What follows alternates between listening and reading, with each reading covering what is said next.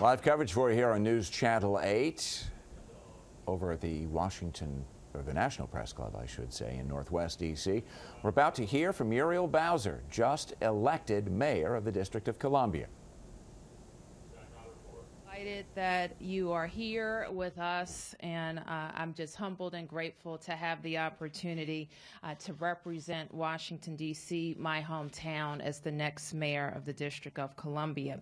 I am even more humbled by the resounding victory that they delivered for our team last night.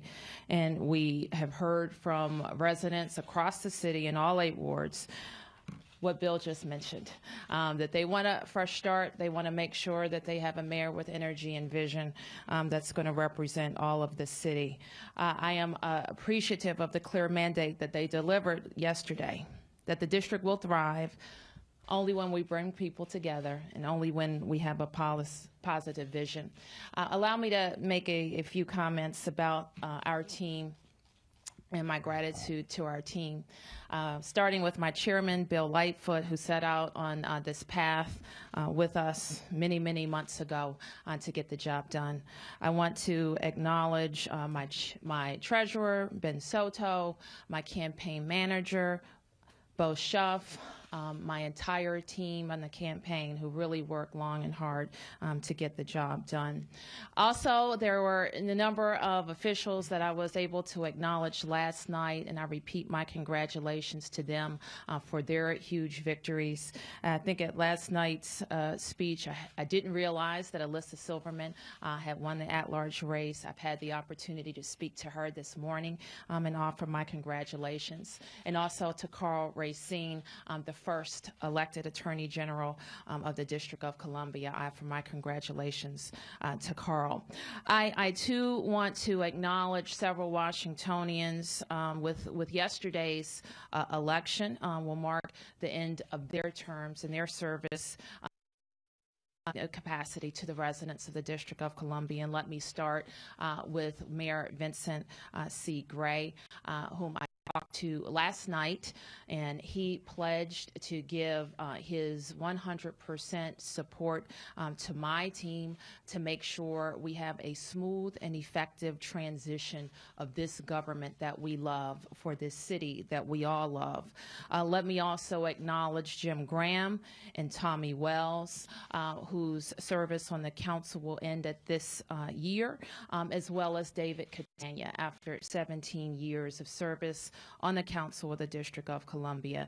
And I have had the opportunity to speak with David this morning, who also pledged to work with us, to pledge to also speak with his supporters and encourage his supporters to join our efforts to meet the challenges before us in the District of Columbia. So last night I said, and I'll repeat today, that there's really no part of the education of a politician that's more important than the fighting of elections. And I've had the opportunity in the last 20 months to wage 2 campaigns, one for the Democratic primary and one for the office of the mayor of the District of Columbia. In each of those campaigns, we put together a great team, a great plan, a great message and vision, and executed our plan.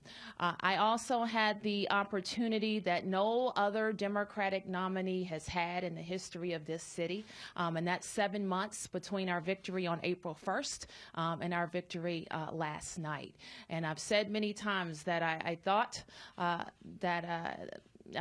it was a drag, I'll just say it, to have 7 months between winning in April and winning in November. But really what it afforded me was the opportunity to meet with, to speak with, to understand the aspirations of the many Washingtonians who weren't with us on April 1st. And I was really never more proud than last night to have quite a number of them standing behind me, because they joined our team to make sure that our values would prevail in this election. And so here we are to talk about our transition. After a long-fought battle, we get the opportunity to get to work. So let me say a little bit about our transition, because we're also in an unprecedented space. In most of the elections, well, in all of the elections, the Democratic nominee has begun the transition process after the September primary. We did not do that. We were focused on winning our election, and we did. And now we can focus on how we transition our government in the next 58 days. Again, Mayor Gray has pledged the support of his entire team to make sure we do that. I do plan to have a conversation with Mayor Gray in more detail, and my team will begin today to have detailed conversations with the Gray administration. Chairman Mendelson as well. He and I already have started a regular meeting to talk about issues on the council, and I plan to continue that regular meeting with Mr. Mendelson, both as I close out my tenure as the Ward 4 council member, the chairman of the Economic Development Committee, and all the matters before the council now. In the next several days, I plan to announce how we will organize our transition and all the people who will be involved in it. I expect to ask, and I haven't yet, but I will, 5 Great Washingtonians to chair our transition committee. One of them has joined us today, and I'd like to acknowledge Beverly Perry, who will be one of the 5 co-chairs of the transition as we proceed. The transition will be operated out of 1 Judiciary Square, and we expect to be in those offices in the next hours. You see up on the screen, by Friday when we meet again, we expect to have our transition website fully, well, not fully, but more fully populated. But right now you have the wearewashington.org will be how wearewashingtondc.org will be how you reach the transition. Right now, the only thing that you can do, because you can imagine a lot of people want to be a part of how we transform the government, and there is an app on the website that will allow them to upload resumes. So with that, we will announce the time and location of the Friday press conference just as soon as possible. But I want to thank you, all the members of the press corps, for your interest in the campaign, for covering the campaign, for going to debates and calling and asking questions, covering the stories, and giving the residents of the District of Columbia as much information as possible so that they can make good and informed decisions. So I'm happy to answer any of your questions. Madam Mayor-elect, you said voters gave you a clear mandate yesterday. What did they give you a mandate for? A fresh start.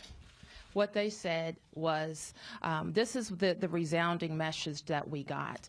The message, Mike, was that we love the progress that this city is making. Nobody is nostalgic from the days when we were broke and the streets were unsafe, and we were the butt of jokes across the nation. So people love the progress that we're making, but they want to make sure that we're getting ready for a future that includes 150,000 more people. We'll be a city of 800,000 again in a mere 25 years. They also want to make sure that more people are included in that process, and they want to have a government that is efficient, honest, and ethical, and that delivers for them.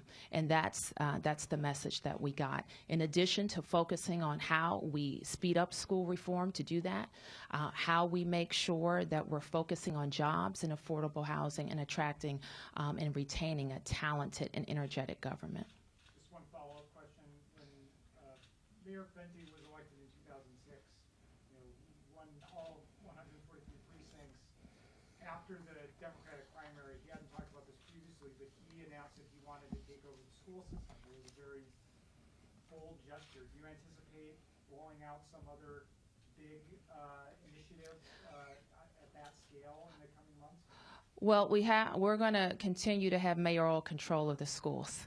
So I say that. Is there something else out there that you're There may be, and we will spend with our transition teams, and I'm going to ask them to focus on making sure we have the right people in place.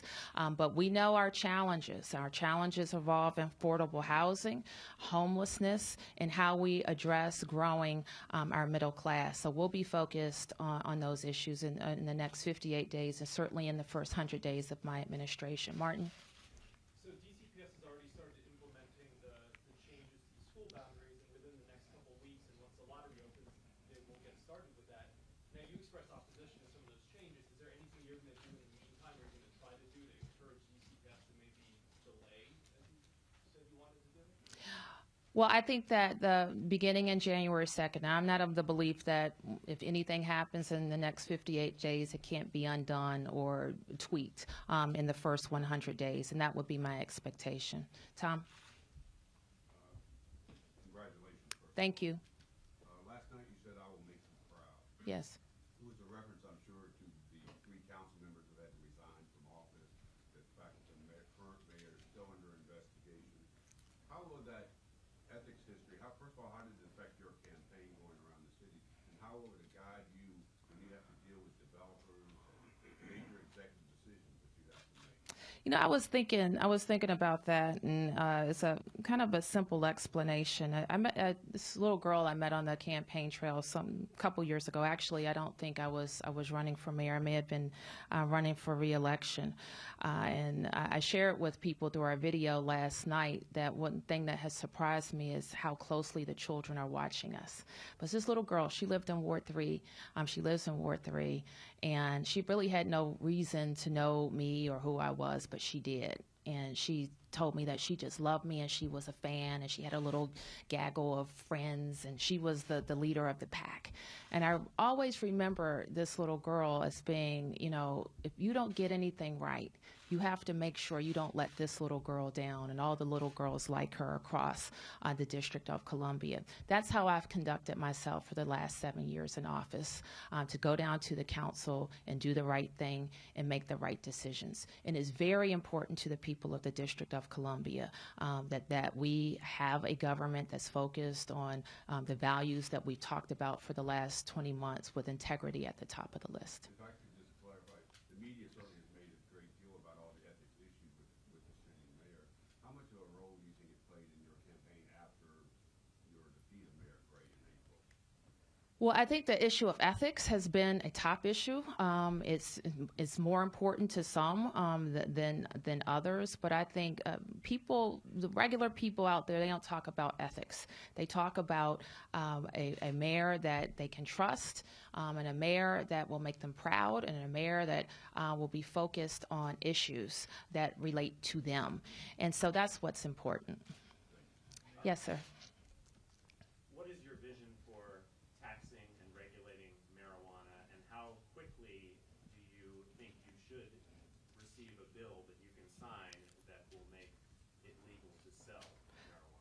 Well, I think it's very important. One part, we will have somebody on the transition focused on new initiatives, including how we tax and regulate marijuana. So we'll turn our attention to it, look at the experiences of other states to make sure we're not making mistakes that have already been made, and put a system in place that immediately will make sense of the process. I see it as, I see no reason why we wouldn't follow a regime similar to how we regulate and tax alcohol.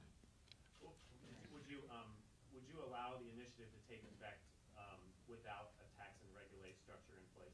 No. Congratulations. Thank you, Bruce. WTOP is reporting that Congressman Andy Harris plans to consider ways to ensure that legal pot doesn't exist anywhere in the District of Columbia.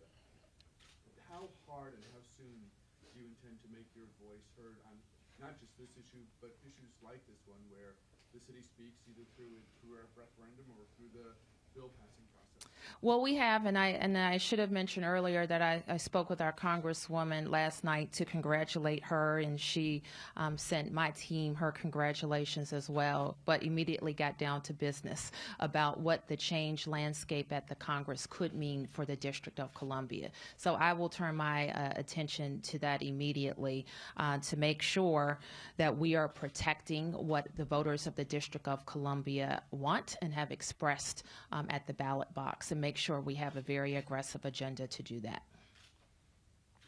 Yes, Aaron. Following up on this issue, the marijuana seems to be the first flashpoint potentially with Congress here. How much political capital are you willing to expend on this issue? Is this the issue that you want to be up on Capitol Hill fighting? Well, I don't think it's really a particular issue. It is whether I want to protect what the residents of the District of Columbia have gone to the ballot box to say they want. And the answer to that is I'm willing to protect it and fight for it. Yes, Will. Yeah, DC United report came out today. You've expressed concern over the recent swap. The report says the city's overpaying by $25 million. When you're mayor, are you going to reverse course from Vince Gray trying to get the stadium done? We want DC United, and I think that we can get to a deal that works for the taxpayers. And so if we can get that done before December 31st, I think that's preferable. If we can't, we'll turn to it immediately. So would you not agree to the deal right now where the district is overpaying by $25 million? I think the deal is problematic, as I've said. And I will tell you, we got the report, 400 plus pages on Monday. I was a little occupied on Monday and Tuesday. And I know that Phil convened the hearing today. And so I will turn my attention to the report and the findings and what comes out of the hearing. Yes, ma'am. What are your plans for the Latino community in the area, and how are you planning to address the challenges that unaccompanied children bring to the system? So we are, and I think that first of all, I'm very appreciative of a lot of support from the Latino community, and the Latino press has closely followed this race and given me every opportunity to talk about the issues that are important to me. I will tell you, people have impressed upon me how important it is that our transition and our government reflect our whole city. And so that certainly includes members of our Latino community being represented at all levels. And so that is certainly my commitment. The big issues that we hear are about schools and human services and business, and making sure that all of our government reflects our community. Okay, yes, Sam. Affordability, you talked about that. Yesterday at Eastern Market, we were talking to this woman who said that she didn't know how she could continue to live in this city, that every house on the hill was costing about $500,000. And you just said that it's up 800,000 people in the city. But all these people moving to the city, people moving in, probably more affluent than the people who are moving out. How can you say affordability? How can the people continue to afford to live here? Well, what I've said is that we're going to invest $100 million every year towards preservation and towards the creation of affordable housing units. We hear from the private and nonprofit development sector that having this consistent funding stream from the government is one thing that will help us have a pipeline, a consistent pipeline of new units. I also spoke with that young mother about all of the other things that the government can do, including making sure that she had an infant, making sure that she has by right access to a high quality school, that we're making a neighborhood safer, that we have quality amenities in every neighborhood, including grocery stores, including great transportation options, and including the public amenities like recreation centers and parks that make neighborhoods attractive, all neighborhoods. So it is true that it may be the prices in Capitol Hill may be significant, but there are a lot of great neighborhoods where families can go, and we want to make sure that they're exploring all of them. What was also important to her, she was renting, and she wanted to make sure that that $100 million included incentives for first-time home buyers buyers and people that are wanting to buy a home for the first time. And that's important. So I have a lot of ideas about how we're going to increase home ownership, attract our government employees to buy homes in the District of Columbia as well. We have time for 2 more questions. 2 more questions, Bruce. Congratulations. Thank you, Bruce. On your impressive win. I want to go back to the marijuana issue, which could very well become a big national issue. In fighting for DC voting rights, I believe you got arrested. You believed in it that much, but how far are you prepared to go, and how far should the mayor go in fighting for this initiative that the voters approved? Would you be willing to get arrested again? Well, I'm not in the business of getting arrested, I'll tell you that. So I didn't really expect to get arrested the last time, and I didn't enjoy it very much. But I did get 17 hours to talk to a lot of people. I think it were 90 some of us who were detained for 17 hours, no food, no nothing. Don't get me started on that experience. But what I learned is we can't do the same old things over and over again. You've heard me talk about on the campaign trail how we have to set a new path towards ending taxation without representation in the District of Columbia. And so I think that I am certainly willing to do everything possible to fight for our rights, especially to respect what the voters have already voted on. But does that mean getting arrested? We have this, something bad happens, we get arrested, or we have a march, and then it goes away. I want to set the tone that we're going to have a consistent strategy, that no matter what happens, we're fighting and we're being strategic about how to have full democracy in the District of Columbia. Last question, Ben. Back. Getting back to what you mentioned about the city on track for becoming an 800,000 population city, that additional population will put an incredible amount of stress on the city's infrastructure. The roads are notoriously not in great shape. How much of your administration plans to spend on improving the city's infrastructure in terms of, especially in terms of roads, other modes of transportation? Well, you just put your finger on the not so sexy part of being mayor, but part of the most important part. You probably know that I've spent this session working on a public-private partnership bill, which will allow us to meet our infrastructure challenges. We have how should I say? We have a big need at Metro, for example, $26 billion. So how we work with our regional partners, including the governor of Virginia and the next governor of Maryland, will be very important, that the 3 jurisdictions are meeting our transportation commitments to Metro. We want to continue with our undergrounding, of course, and WASA projects, which are very important to how we move forward.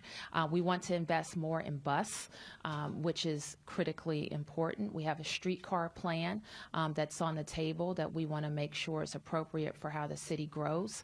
We want to invest in that. I also include as our infrastructure our public housing, 8,000 units of public housing that the federal government has basically washed its hands of. How are we going to make the needed investments in that public housing? So getting the city ready so that we can preserve a great quality of life for the 650,000 of us who are already here and the 150,000 to come is a top priority.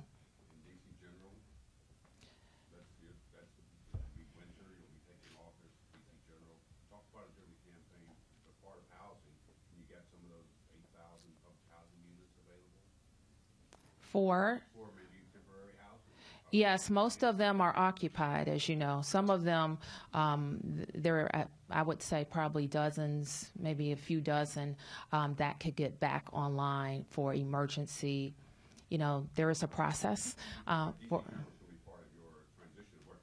You bet. It'll be one of the first things that we talk to the mayor about. How are we ready for emergency shelter? And not only that, looking at some of the proposals that he has made about what we want to do long term to better house our families for emergency shelter. Councilmember, very quickly, can you respond to the news today that your former advisor Tom Linenfeld pleaded guilty to a corruption charge in Philadelphia? I really don't know a lot about that case, Mike, but I think you know that Tom hasn't had a role in our campaign in many months. As someone who was involved in your campaigns over the years, is this surprising to you? Is it surprising? I don't know that anything about that case, to be honest with you, but it was troubling to me when I learned about it, and that's why Mr. Lindenfeld hasn't had a role in our campaign for many months. Thank you very much. Thank you. Thank you. Good job. At the first hint of a tough question, that wound up being the end of the news conference. First news conference as mayor-elect Muriel Bowser speaking to the D.C. press corps there at the National Press Club. A couple of things that jumped out in the about 25 minutes or so that she shared with reporters. Her initial reference to the current mayor was as Mayor Vincent C. Gray. It didn't sound a particularly collegial reference. She did mention, though, that she had spoken to David Catania, one of the two independents whom she defeated last night, and said she thanked him for his long service on council. Didn't share much about what she had to say about the election itself, and to my ear did not mention the other of the independents who was in the race against her last night. Mentioned that the transition is liable to be a much accelerated one than is usually afforded members of the Democratic Party who are nominated to be mayor. Of course, this year they moved back the Democratic primary, so there was a considerable period of time between April and November for the candidates to run. And she said as a result, they're now only 58 days before the inauguration, and so that she said their transition is going to have to move very quickly. If you had to judge the news conference, long on style, short on substance or depth, but after all, she was just elected yesterday. Muriel Bowser, though, with an opportunity to meet and begin one of the great official duties of any politician, particularly one who runs a city, is meeting and sparring with the press club. Live coverage for you here on News Channel 8. We'll take a break. More of Bruce and News Talk right after this.